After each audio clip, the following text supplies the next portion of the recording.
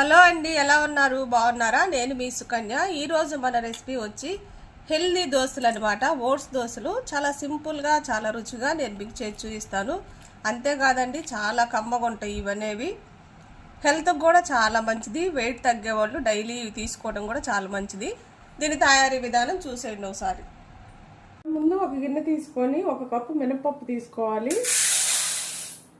మనం ఏ కప్పుతో అయితే మినపప్పు తీసుకున్నామో, గ్లాస్ అయినా కప్ అయినా 3 కప్పుల ఓట్స్ తీసుకోవాలి.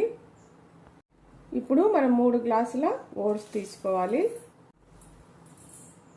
1 గ్లాసు మినపప్పుకి ఇప్పుడు 1 అర గ్లాసు పచ్చెనగపప్పు తీసుకోవాలి. చూసారు కదా, 1 అర గ్లాసు పచ్చెనగపప్పు, ఒక 3 టేబుల్ స్పూన్లు అనుకోండి.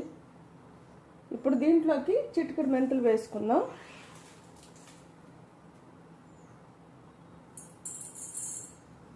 ఇప్పుడు నీళ్లు వేసుకొని దీంట్లో 2-3 సార్లు బాగా కడిగి మనం నానబెట్టుకోవాలన్నమాట.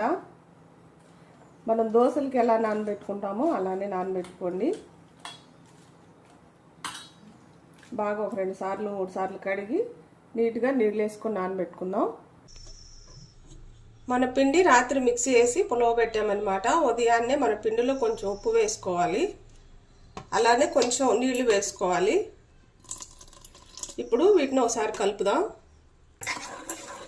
ఇలా బాగా కలిపి మనకి దోశ బ్యాటరు పల్సగానో చిక్కగానో చూసుకొని వేసుకోవాలన్నమాట. ఈ మాత్రం పలసగానం ఉంటే చాలు, మరీ ఎక్కువ పలసకుండా అవసరం లేదు. ఇప్పుడు దీన్ని దోశలు వేసుకుందాం.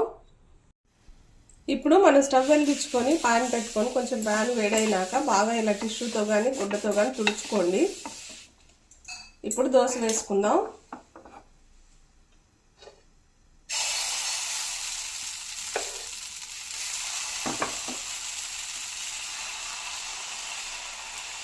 మనకి ఎంత పలుసుగా కావాలంటే అంత పలుసుగా వేసుకోవచ్చండి.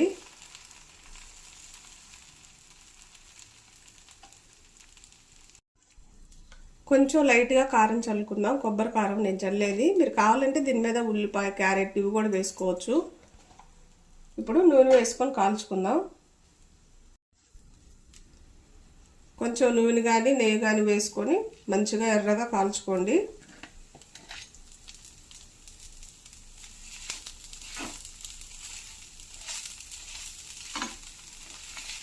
తక్కువ మంట మీద కాల్చుకోండి, చాలా క్రిస్పీగా ఉంటుంది దోశ.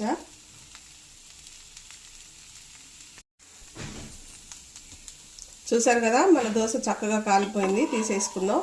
ఇక దీన్ని రెండో వైపు తిప్ప అవసరం లేదండి. మనం తక్కువ మంట మీద కాల్చాం కాబట్టి చాలా బాగుంటుంది. చూడండి, కలర్ కూడా ఎంత బాగుందో. ఇప్పుడు ఉన్న పిండి కూడా ఇంకా వేసేసుకుందాం.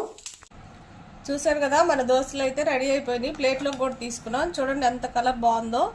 ఇప్పుడు దీంట్లోకి చట్నీ వేసేసుకొని చక్కగా తినేసేయటమేనమాట. హెల్త్కి కూడా చాలా మంచిది. ఓట్స్ అనేవి చాలా సింపుల్గా అయిపోతుంది, చాలా రుచిగా ఉంటుంది. చూడండి ఎంత క్రిస్పీగా ఉందో దోశ.